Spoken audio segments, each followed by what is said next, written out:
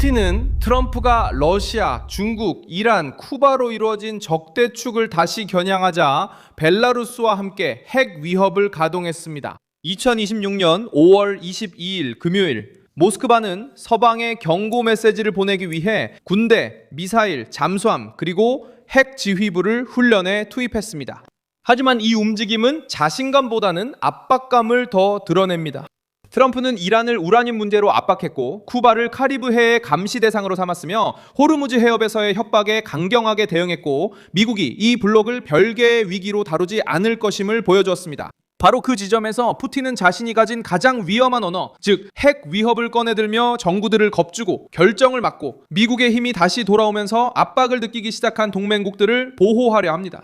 하지만 지금 질문은 다릅니다. 푸틴이 위협하는 건 그가 판을 장악해서일까요? 아니면 트럼프가 적대축의 핵심을 겨냥했다는 걸 깨달아서일까요? 그리고 왜 모스크바는 지금 목소리를 높였을까요? 곧 모든 이야기를 들려드리겠습니다. 채널을 구독하셔야 계속 좋은 정보를 얻을 수 있습니다. 실시간 정보와 최고의 저널리즘, 밀손 알비스의 신뢰 기준으로 제공합니다. 이번 작전에는 러시아와 벨라루스의 지상, 해상, 공중 병력이 동원됐습니다. AP통신에 따르면 6만 4천 명의 군인, 200대 이상의 미사일 발사대, 140대의 항공기, 73척의 군함, 그리고 13척의 잠수함이 동원됐으며 이 중 8척은 대륙간 탄도미사일을 탑재하고 있습니다. 훈련에서는 IARS, 시네바, 지르콘, 킨잘, 이스칸데르와 같은 시스템이 시험되었습니다. 실제로 블라디미르 푸틴은 러시아가 여전히 공포로 세계를 멈출 수 있는 강대국으로 대우받기를 원한다는 것을 보여주기 위해 핵 전력을 전면에 내세웠습니다. 블라디미르 푸틴은 핵무기가 최후의 수단이라고 말했지만 세계적인 긴장 상황이 러시아의 핵 3원 체제의 준비 태세를 유지해야 한다고도 밝혔습니다. 알렉산드르 루카셴코도 벨라루스가 누구도 위협하지 않지만 핵무기를 보유하고 있으며 자국 영토를 방어할 준비가 되어 있다고 말하며 같은 입장을 강조했습니다. 이 발언은 그냥 나온 것이 아닙니다. 이 발언은 모스크바가 벨라루스에 대한 영향력을 유지하고 우크라이나를 압박하며 나토를 위협하고 중국, 이란 등 미국의 약화를 기대하는 다른 정부들에게 성과를 보여주려는 가운데 나왔습니다. 트럼프는 이번 위기에서 몰린 듯하지 않습니다. 미국 대통령은 다시 한번 직접적인 압박, 계산된 불확실성, 전략적 존재감을 활용해 적대 세력을 경계하게 만들었습니다. 그는 핵 프로그램 때문에 이란을 겨냥하고 카리브해의 공산주의 세력으로 쿠바를 바라보며 푸틴과 시진핑의 접근을 워싱턴에 도전하려는 같은 블록의 일부로 간주합니다. 바로 그 지점에서 푸틴은 핵 발언의 수위를 높입니다. 이는 트럼프가 당황해서가 아니라 러시아가 백악관이 아픈 곳을 다시 압박하기 시작했다는 것을 알아챘기 때문입니다. 이란은 이러한 압박의 핵심적인 요소 중 하나입니다. 트럼프는 2026년 5월 21일 미국이 이란 정권으로부터 고농축 우라늄을 회수하고 테헤란이 핵 위협을 가할 수 있는 물질을 보유하지 못하도록 막을 것이라고 밝혔습니다. 로이터 통신은 미국 정부가 이란에 이 우라늄 비축분을 넘기라고 요구하고 있다고 보도했으며 이란 소식통들은 테헤란 지도부가 이에 저항하고 있다고 전했습니다. 마르코 루비오 역시 호르무즈 해협에 대한 경고의 수위를 높였습니다. 국무장관은 이란이 선박 통과에 대해 어떤 식으로든 요금을 부과하는 시스템을 도입한다면 테헤란과의 외교적 합의가 불가능해질 것이라고 밝혔습니다. 이란이 항로를 통제하고 요금을 부과하기 위해 기구를 설립하겠다는 제안은 전 세계에 대한 불법적 위협으로 간주됐습니다. 쿠바는 미국의 뒷마당에서 가장 민감한 지점에 위치해 있기 때문에 이 지도에 포함됩니다.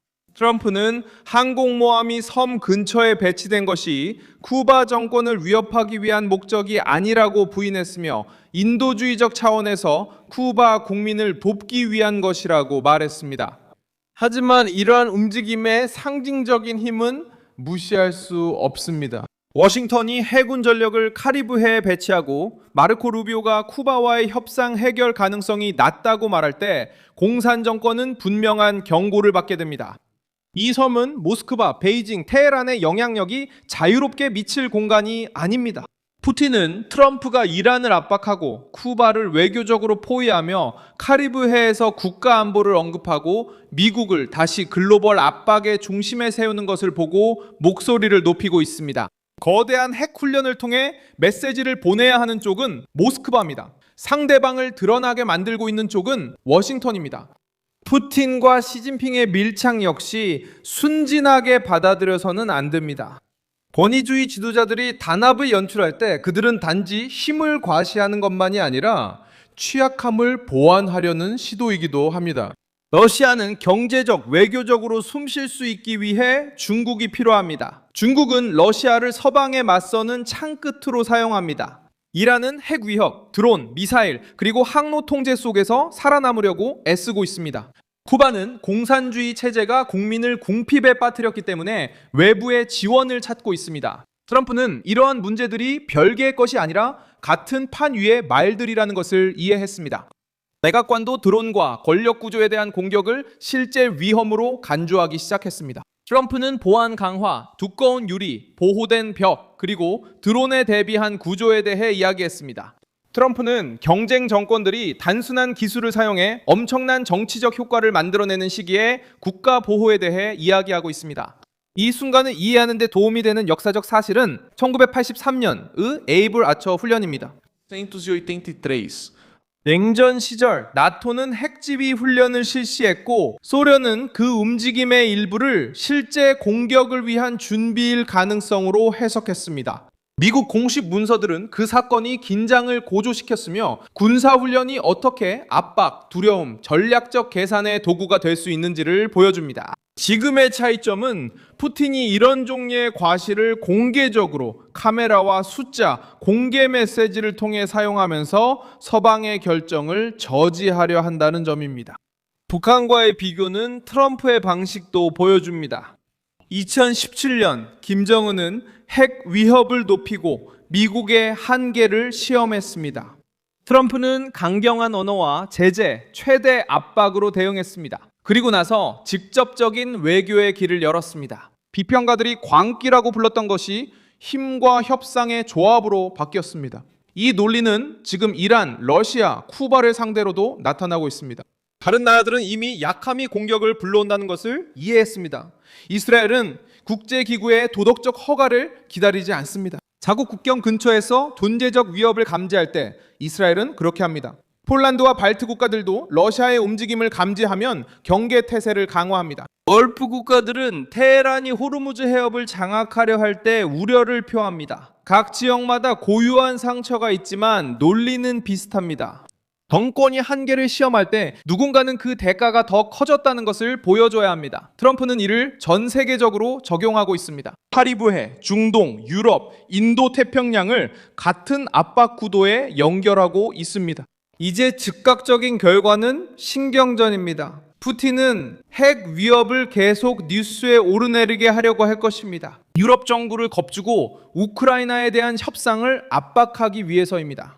이것은 모스크바가 다시 전체 블록을 겨냥한 백악관의 압박을 느꼈다는 신호로 나타납니다. 쿠바의 공산주의나 이란의 협박을 따로 떼어놓지 않고 말이죠. 중국의 팽창과 러시아의 위협. 저는 밀손 알비스 국제관계 전문가이며 매일 진실로 여러분께 정확한 정보를 전해드리는 것이 제 목적입니다. 뉴스 링크는 영상 설명에 있습니다. 좋아요와 구독 부탁드리며 마지막에 댓글 확인해 밀손 알비스 커뮤니티와 소통해주세요.